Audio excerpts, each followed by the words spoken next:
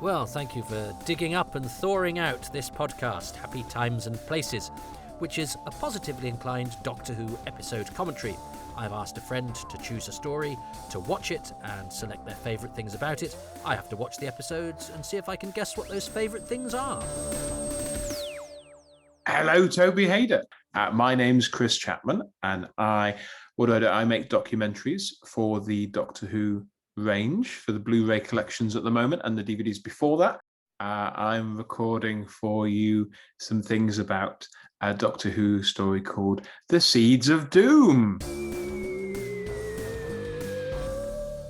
Well, welcome back to Happy Times and Places. I, as you heard, have invited Chris Chapman, who makes some splendid Doctor Who DVD and Blu-ray extras, and is a lovely, jolly chap, is Chris. And he has chosen The Seeds of Doom, which is a personal favourite of mine. So it's no chore to watch this and choose some of my favourite things about it. So I don't know if you're ready, but I hope you are. And we are going to press play in 3, 2, 1. And the received wisdom when this story was going about was that, was that this, this is that very Robert Holmesy thing. I know he didn't write this of having a 4-parter with a 2-parter attached.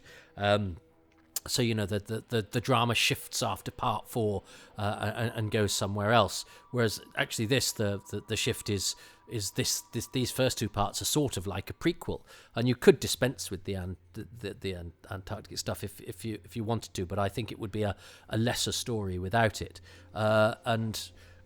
It comes to quite a shocking conclusion that all of this stuff that's been so well established, you don't see, beyond the end of this episode. And the first of those characters we've met, Mobley, is now dead, and it's just nice little touches that Camfield does. Look at that, they're looking straight at the camera. I think a Primord occasionally looks at the camera in Inferno, and I think that's quite daring, because the Primords are the best looking Doctor Who monsters. But that's just a lovely sort of chilling moment, and this having John Challis here as Scorby, having a villain who could be from the Sweeney as a kid watching Doctor Who, and often the villains in Doctor Who are quite theatrical and quite plummy, and there's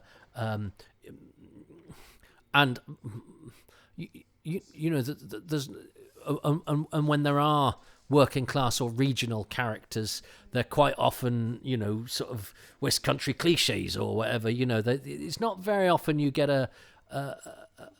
working class is often an indication of sort of comic relief or simplicity, which is, partially to do with the way that television was at the time and the way that characters were used in drama. So it's not just something appropriate to Doctor Who. I love the way that he does that line, Mark Jones, where he says, "I want to know exactly what you're planning." Written down, that's "I want to know exactly what you're planning," but he decides to make it the beginning of a list, and that gets interrupted, which is just such a clever and interesting little acting choice. And I love the way that when Scorby here starts to tell him his plan, he's credulous at first. He's going, "Oh, okay, I'm listening to what you're doing." Okay, he's very sincere and he's very straight. Mark Jones as Keeler is one of the great unsung, I would say probably the most undersung performance in the whole of classic Who. It's a character that on paper would be snivelling, could be slightly annoying. I think Mark Jones is brilliant. He constantly makes the character more interesting than he needs to be, and I also buy him as somebody that's not particularly robust. That's a great the triple cut.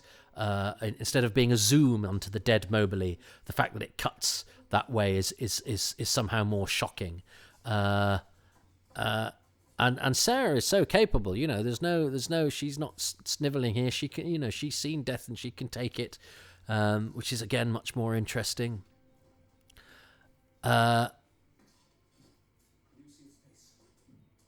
And this is great, isn't it?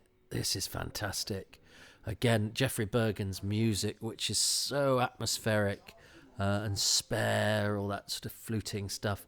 I'd have loved to have had more music from him. And I remember when the DVD came out, I think he died the week that the DVD of this came out. So it was nice that he's actually on the commentary. And I know that Mark Jones was ill.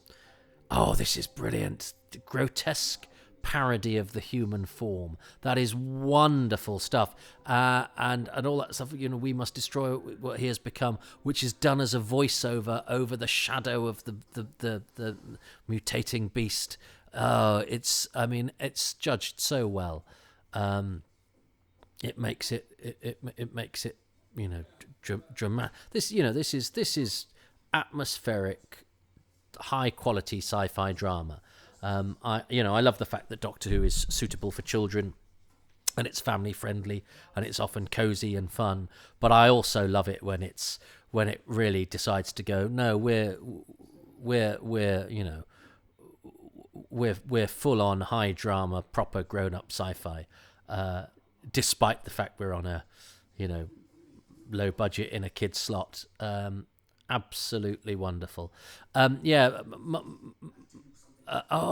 and of course now you don't really need to have Harrison Chase in this episode, but you have to have him because he's the main baddie. So this isn't really telling us anything we don't need to know, but you've got the light there because they're standing in front of a fire.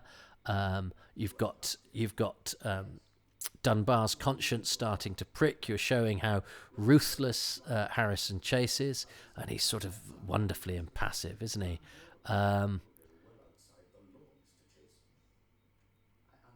Policemen are few and far between in Antarctica. I'd never considered Harrison Chase when I was young as being a camp, but he is a bit camp, isn't he? But it works. It works, and I love that. I always take care of my employees. He's talking to a high-ranking officer of state here, but he's just like, you're just a grubby little criminal like anybody else. And this set is wonderful, and the lighting is terrific. And this is brilliant because they sort of go, let's attempt to give Dunbar a little bit of character motivation here. He's going, I've seen time-serving non-entities promoted in my place. And Chase goes, yes, it must be terribly galling. It's just like, yeah, I suppose we had to, the script's always saying we had to give you a reason, but we don't really care. And he's so wonderfully disdainful of it. You want money and I want that pod. Oh, it's so beautiful. It's so good. And this is an Axon painted green, but it works. Ironically, I had this on the same VHS tape as I had the Claws of Axos. So I had every contribution of this particular costume to Doctor Who.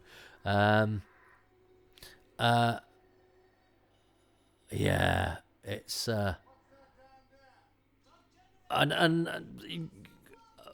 this is nice laying the seeds for what's going to happen at the end of the episode. You've got the generator over there. I don't like this at all because it's so destructive. Don't touch that, it's valuable. And he smashes it. He's so good, John Challis. He was a nice man too. And quite happy to talk about Doctor Who. And he ended up living in not far from the town I grew up in. So when I interviewed him for my Who's Round, it was when I'd gone to visit my mum. Bless him, John Challis, and he died last year. He'd been poorly, but was still engaging and doing things. And I think he went quite quickly, which is very sad. He doesn't always flick the switch on the radio in time with the static, but I'll forgive him. And I love all of this interaction with Keeler being a bit nervous and him shoving him away. And what I actually like about this is that he doesn't convince the guy at the other end, so thinks, oh no, never mind, I'll knacker it anyway. That's much better than a sort of, I'll pretend to be the person that I'm not, and they'll buy it. And now it's nighttime as well, so it's all dark. So you've got the Antarctic and you've got nighttime. I think this stuff all really works. It's interesting because Chris has just said at episode 1 he doesn't think the outside stuff's done especially well. I think I would prefer it to be on film, just because I think film looks better, but actually I don't think it particularly harms the Seeds of Doom, because Douglas Camfield is such a good director, and even things like the little prop of the pod is excellent. But this is great storytelling. The fact that they come in pairs means that we can have an initial outbreak that gets to, as we see, bipedal man size, and then gets blown up at the end of the episode, which means that then when we get the next one, we have that again, and then it escalates. Winlet no longer, as a man, no longer exists. So he's really detached and alien. I like it. And yeah, Hubert Rees here, lovely Welsh actor.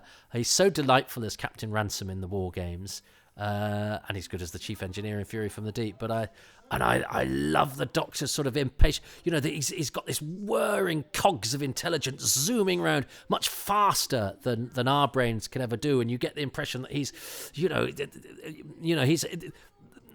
got to the conclusion that's far too dangerous for us to contemplate, and he's already there, so he hasn't really got time to explain it to us, and he's already sort of weighing up the consequences of the end of the world.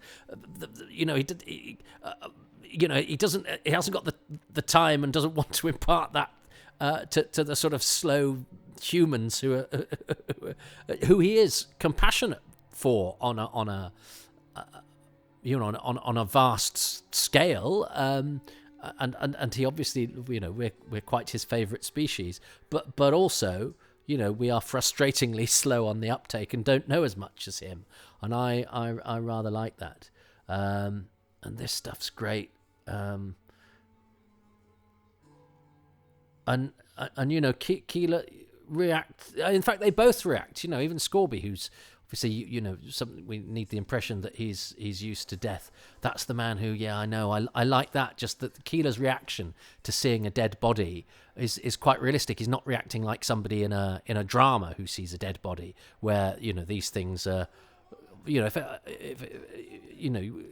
normal human beings see death so infrequently. It's a pretty horrendous thing, but quite often in drama people sort of take it in their stride, and I like just that little moment of him going, hang on, that's the guy that let us in, which says so much. And I love this scene.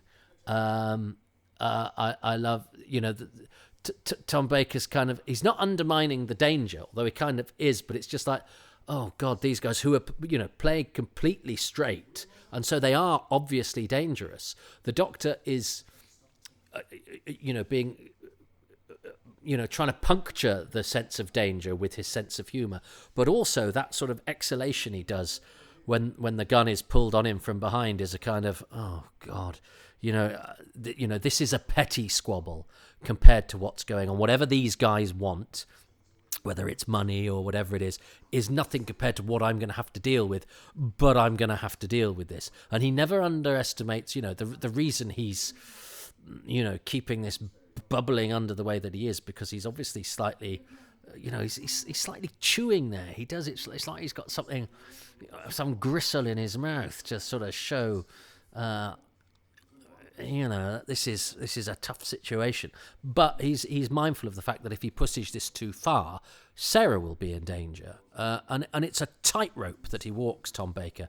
But by God, he's good at it, because he could play it like this, and actually, it would ruin the hard work of these other two actors if the petty criminal nature of what Scorby and Keeler are doing compared to the worldwide threat of the Crinoid.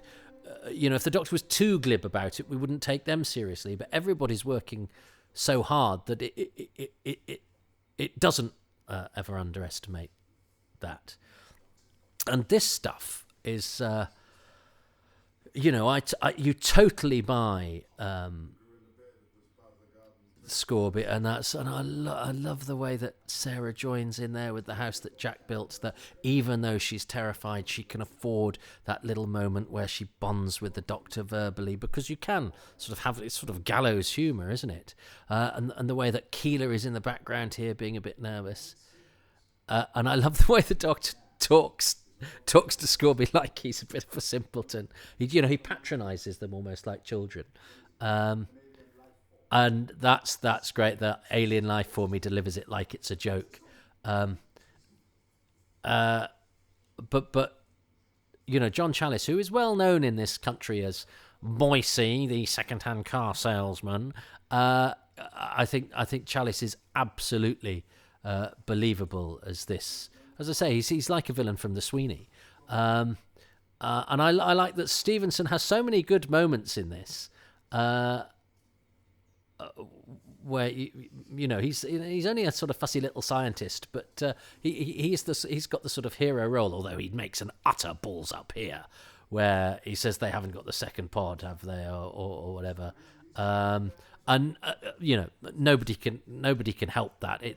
We need it, I suppose. If it's a mistake, it's not a mistake of the actor. It's a mistake of the script, really, that they make him giving it away so obvious. But the actors sort of smooth it over, especially Tom Baker, who is immediately pissed off with him and then contemptuous of Scorby, and then the real intensity here of the guns. And I like the fact that Stevenson, again, who is a sort of minor character to an extent, he could have been the one that went, oh, all right, it's in the freezer. But no, they let him have his little moment of heroism, and it's when Scorby threatens Sarah.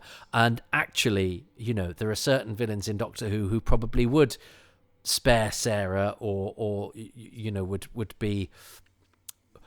You would think, well, they're never going to shoot the female character in the face, whereas you absolutely believe that Scorby will, and that's it's pretty horrible. And I love the way that Mark Jones holds the gun here, and the way that the Doctor says, "You're all right with us, we won't hurt you." Oh, it's all really, really good. And I like this interaction that these two have as well, where they actually have quite a reasonable conversation. I totally believe this interaction, and it has Stevenson supplying Scorby with some information that he really, really needs. It's been said that this is not like a Doctor Who. In fact, I'm sure I've read somewhere somebody saying, if you like the Seeds of Doom, you're not a proper Doctor Who fan. Well, okay, then, thanks for that. What a lofty position to take. How dare anybody say it to anybody? You're not a proper Doctor Who fan if you like a particular Doctor Who story. And also, why would anybody care what another Doctor Who fan likes or doesn't like about Doctor Who? That's suggesting that there's a certain way to be a Doctor Who fan, and any other way is completely unacceptable. Oh, get it, the sea. All right, I'm not a proper Doctor Who fan then, despite anything I might have done to prove to the contrary. I love the Seeds of Doom, although yes, it is. It does fit slightly uneasily into the canon, into the way that it does a certain number of things.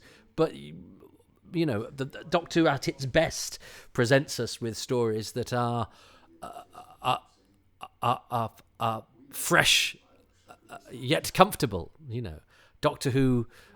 I'm trying to write a podcast now about how we deal with change as Doctor Who fans, because we like it the way that it is, but also celebrate the fact that it's very, very different.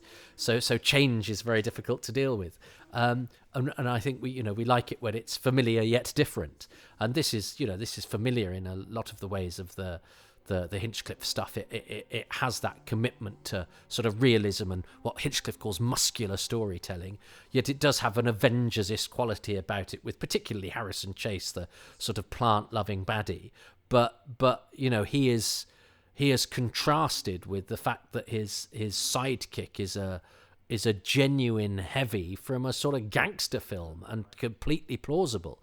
Top work from John Challis, which but then his snivelling sidekick.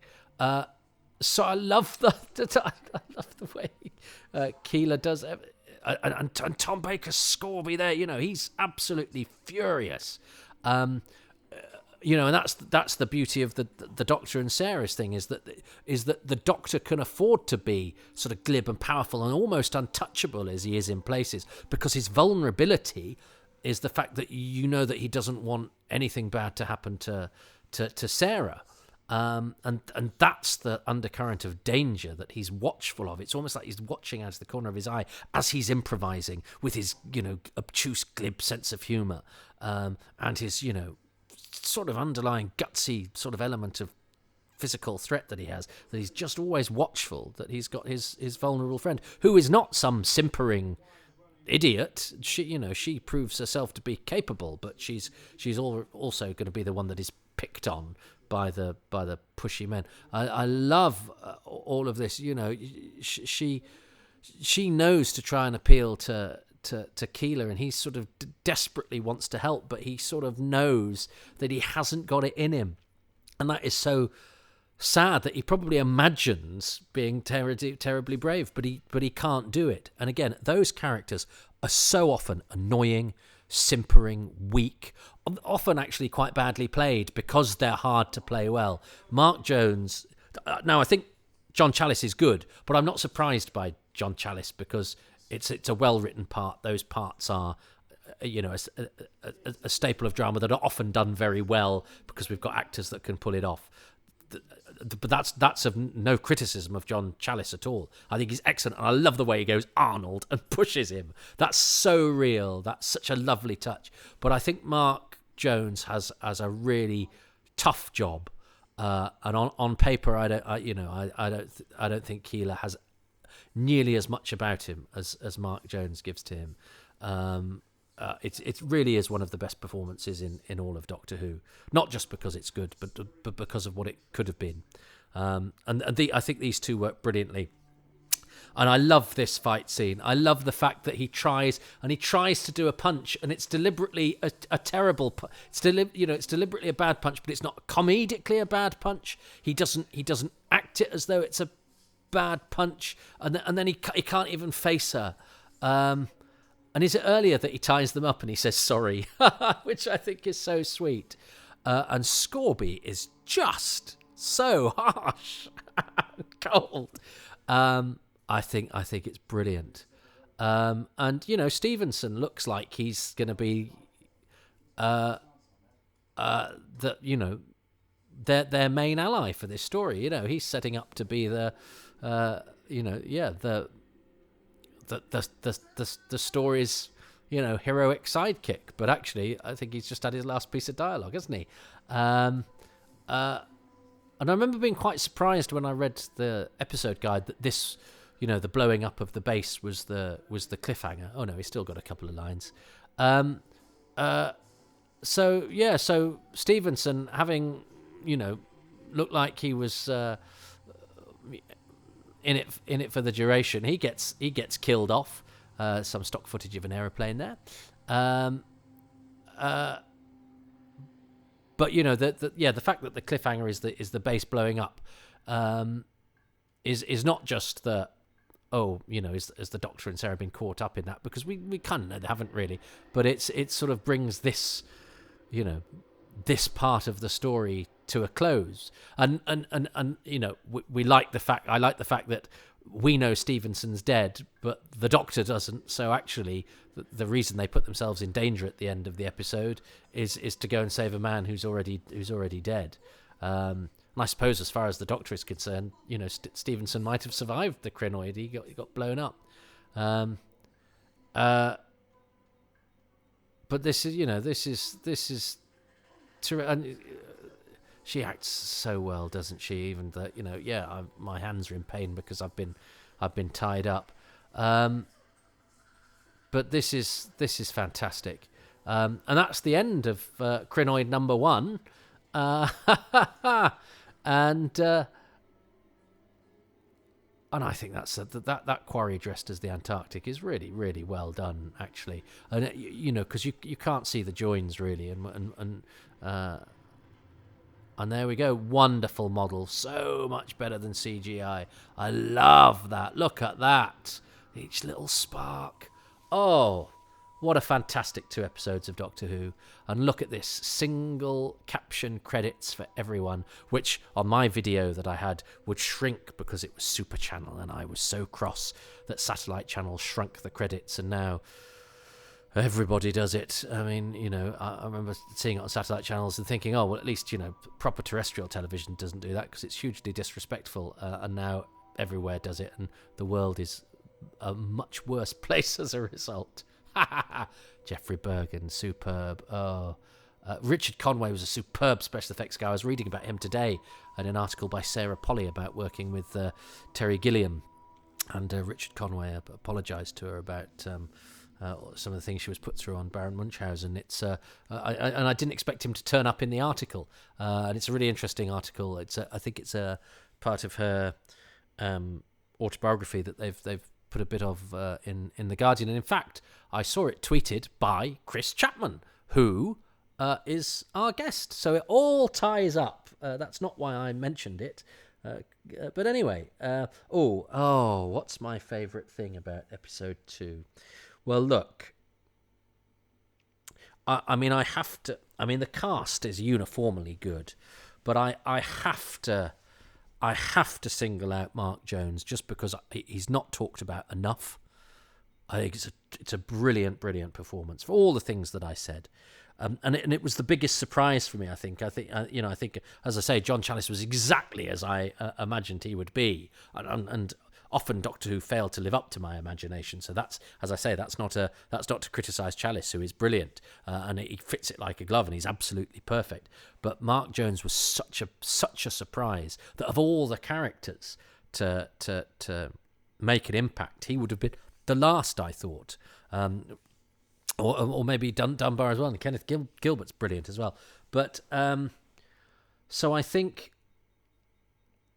I love that scene. Turnaround Doctor facing this way. Wolfgang Amadeus Mozart. He had perfect pitch. What happened to him? Oh, Wolfgang Amadeus Mozart. Oh, he died. All of that. I mean, that's a wonderful scene. I love that scene, and the Doctor's reaction to Scorpio, and it's a bloke with a gun. And yet that doesn't downplay the drama at all. It's so well judged. It's it's pin sharp. It's pin sharp. But I think I have to, and partially because I think I this is one I don't want to be chosen, so I can't choose it. I remember it happened with Seeds of Death. I put Fewsham off for too long, that then when Fewsham got chosen, I then couldn't choose Fewsham, and I felt like I'd let Fewsham down. And Terry Scully, I don't want to let Mark Jones down. I never had the pleasure. As I say, he was poorly when they were doing the DVD. I wasn't involved in the DVD, actually. I was doing commentaries at that point, but they didn't need me for that when they didn't have moderators on Tom Baker commentaries. So it's a shame because I love the Seeds of Doom. It's not a shame. I could say that about any story. but I'm lucky to have been involved in as many as I was. But Seeds of Doom is this is one of my 10 out of 10s. This is my, this is some days this might even be my favourite story. Anyway, so I'll choose Mark Jones as Arnold Keeler, but also, within that, all that sort of Scorby and Keeler stuff. That can I say within that the scene with the Wolfgang Amadeus Mozart, but Keeler doesn't really do anything in that. But the fight as well. The fight is so good. That pathetic little punch, the Arnold and the shove. But I'm going to say it. Mark Jones as Arnold Keeler, just because he does something special with a part that could be anything but. But there's so much in that I love. It's such a good episode of Doctor Who. What's Chris chosen? Episode 2 of the Seeds of Doom, episode 2, which is still set on the snowy base, and things are getting worse because there's a crinoid on the loose, and I'm sure, like a lot of people, I'm a big fan of the crinoid costume, which is a reuse of the Axon costume from Claws of Axos, but modified quite heavily. I think it works so well as a kind of mutated man figure silhouette. It's so perfect, and admittedly, I think a nicer fit than when the crinoid gets bigger at the end of that. And again, well, I wanted to pick a moment that I love in episode 2, and again, I think the lovely thing about Ep 2 is that there's a real danger and an edge to episode 2. A lot of that comes from John Challis, and I think you might pick John Challis here, because I know you have a love for the British character actor, and as well you should. And Challis comes into a story playing Scorby, where it could be fairly silly, and Banks Stewart has a wonderful turn of phrase, but also there were kind of fun, campy, Avengers-esque elements to the Seeds of Doom. But Scorby walks through it like a real.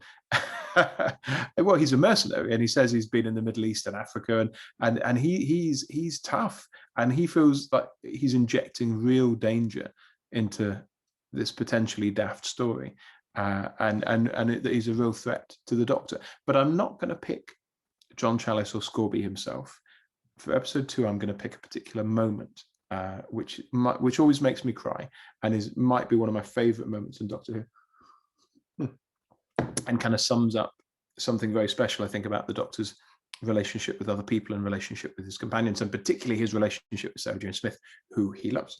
And that is the scene when Tom and Liz and the scientist that I've completely forgotten, but who's also the chief from Fury from the Deep, you'll know him straight away. But when the three of them are tied up in the base, and Scorby wants answers, and you've got a great performance from Challis, but he first of all threatens. He has a gun, which feels very real in Doctor Who, to have just a handgun and point it point blank at people. But he wants information from the Doctor, so he points the gun at the Doctor's head, and that's not going to work. And the Doctor just kind of shrugs at that. And then in just one camera move, where the camera kind of drifts with the gun between these heads, Scorby moves the gun to the head of the scientist. And again, the Doctor doesn't give in, which is brutal in a way, because the scientist, it seems like a lovely guy that they've made a connection with. The Doctor's prepared to let Scorby essentially kill this guy, which is that alien quality, I think. And then you can see what Scorby's thinking and how he's working it out, because he knows that when he moves his gun to Sarah Jane Smith's head, that this is checkmate for the Doctor, because you get this lovely moment where Sarah Jane and Liz playing her.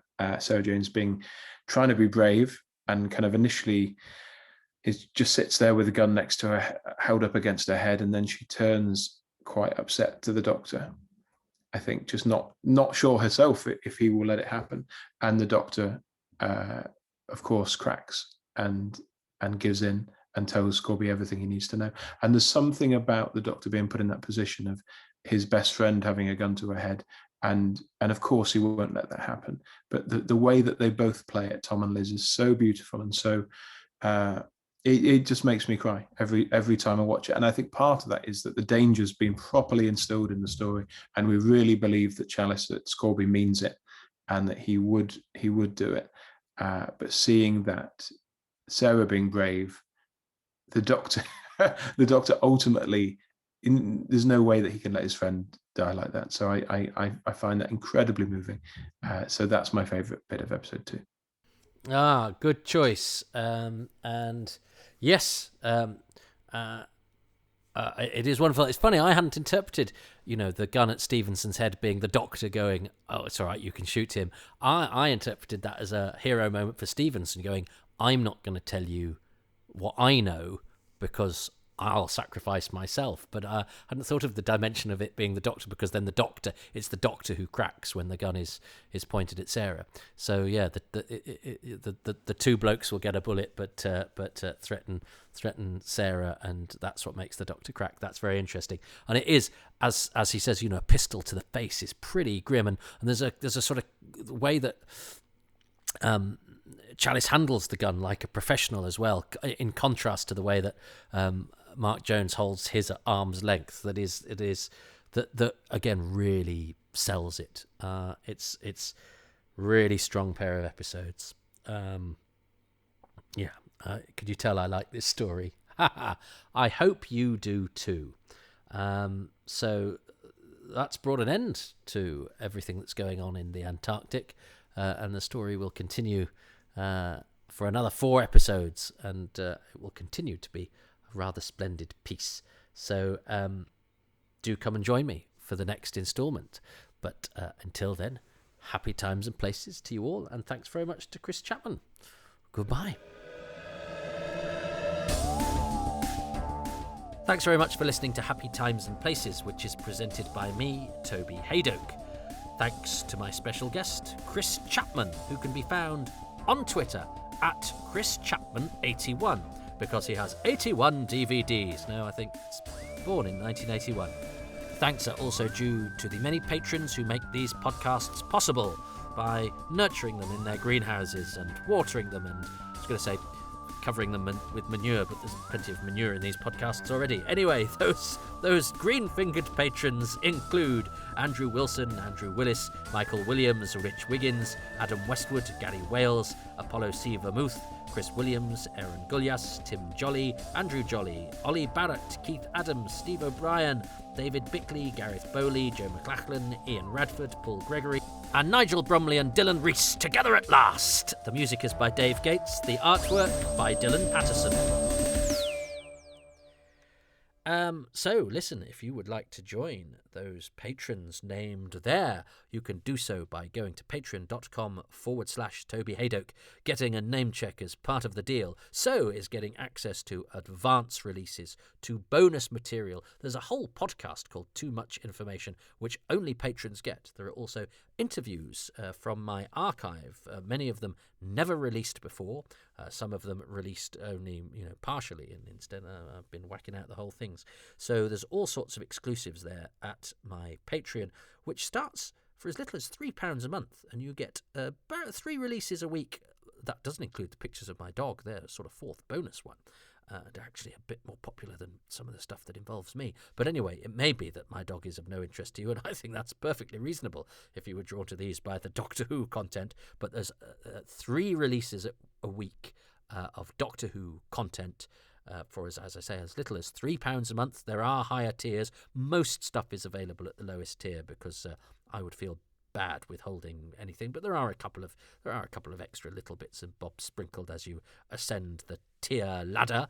But for £3 you get pretty much everything, and you also get a 10% discount on that £3 or indeed any tier if you sign up for a year in advance. So all I need is your commitment for a total year, and you get a 10% discount. And believe me, it will fly by, because I've been doing these for nearly 2 years now, and I can't quite believe that has happened. If you don't want to commit to the monthly thing, I understand that. You can go to kofi.com/Toby Hadoke and help to keep these ad-free and free at the point of contact and all this. Yes, that's it, Toby. Compare your podcasts to the NHS. Yeah, where were my rounds of applause every Thursday at 8 p.m. for the Doctor Who factoids I was whacking out at the height of the pandemic? But yes, kofi.com/Toby Hadoke, where you can chuck a few coppers into my virtual hat anytime you're feeling flush or generous or feeling pitiful, feeling pity towards me. Doesn't matter. Do that. Ko-fi, Patreon. What costs you nothing, though, and I know times are tough, and they really are, and so I'm just grateful to you for listening. I do like a podcast, and I hope this, if COVID has taught us nothing, it's that nothing else. It's that actually Doctor Who and sharing Doctor Who over the internet and through broadcasts and sort of group activity. I loved Emily Cook's tweet-alongs that she did and special things that she put together, and other Doctor Who people as well. I really felt part of a community, which is what inspired me to do these. If that's the feeling you're getting and the stuff that you're enjoying, please point other people towards these at iTunes or Podbean or wherever you get your podcasts. 5-star reviews really help. They're worth their weight in gold, because they hoik us up the algorithm ladder, and a few lines of review as well to give people an idea of what they're getting. just, it really does help to separate these from what is a very crowded room full of Doctor Who podcasts, all vying for attention, all very good. There's some brilliant ones out there. I listen to many myself.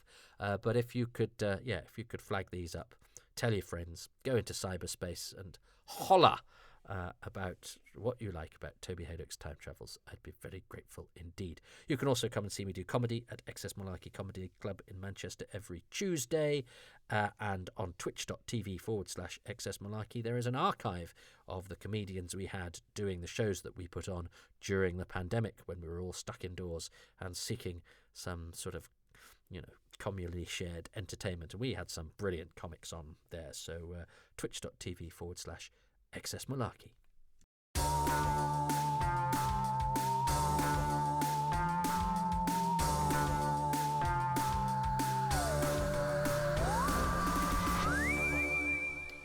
Right, I've got to go back to bed now because I'm supposed to be ill. I'm recording this clandestinely downstairs. It does sound like I live... I've done a few of these in this session, and I'm alluding to the fact that my other half, who's just sort of looking after me, is some sort of prison warder who tells me off. She is a bit like a prison warder, and she does tell me off quite a lot. But also, she doesn't listen to these podcasts. I know. How many times have I had to watch things that she's in? But has she listened to my commentary on the war machines? Has she? Bloomin'. Can I say buggery? I think I could say buggery. They've had buggery in Doctor Who. Have they had buggery in? Well, that's a behind the scenes documentary that we never made. But Church said keep buggering on, didn't he? In the one with the abandoned Daleks. That's what they should call that. The Daleks that seemed like a good idea at the time. Yes, the one that started like Power of the Daleks at war and then changed into an advert for a new range of toys with fat backs. And in fact, I described them as fat backs in my review for Doctor Who magazine, and they changed that to fat bums. And had I been like Giles Corran, I would have swept off Mrs. saying why I think fat back is much funnier than fat bum. But I didn't. I think I did say to Peter Ware, just by the way, leave the jokes to me. But I certainly didn't do it. If you don't know what I'm alluded to with the Giles Corran thing, there's a thing where I think they changed a piece of punctuation on a piece of his, and he sent off a very petty and petulant response to this, where he, I think it's fair to say, doesn't come out of it very well. So why did I get onto Giles Corran at the end of a podcast about a brilliant episode of Doctor Who? I've got no idea. Anyway, I think there's enough blather. It's a tradition I've sort of got myself caught up in, isn't it, doing this this post-credits nonsense, and it really is nonsense, but there we go. So I didn't do a Giles Corran, except I sort of did. I did mention it to Peter, but I like to think I was quite sporting about it. But isn't that's passive-aggressive, Giles Corran, as by not being Giles Corran, but still doing what he did by going, I think fat backs is funnier than fat bums. I'm still doing it, but sort of going, but look, I'm a nice guy. So I'm awful. I am Giles. I'm Giles Corran. I don't even know if Giles Corran's that bad, but no, actually. Well, no, he might be, but I don't want to. No, I'm not. It's not my. I don't want to start slagging somebody off who I don't even know. That's what public discourse has too much of. So I'm not going to do that. I'm not going to get engaged in that, because that's so much comedy is now going. Isn't that person awful? This is celebratory. This is positive. So let's do more of that. And yes. That didn't end up where I'd started, did it? Anyway, I'm going to have a cup of tea and I'm going to go to bed. Goodbye. He might be very nice, that's all I'm saying. And even if he isn't, it's nothing to do with me. And I don't think it becomes me to allude to somebody else's shortcomings when I've got plenty of my own, as evidenced by whatever this is.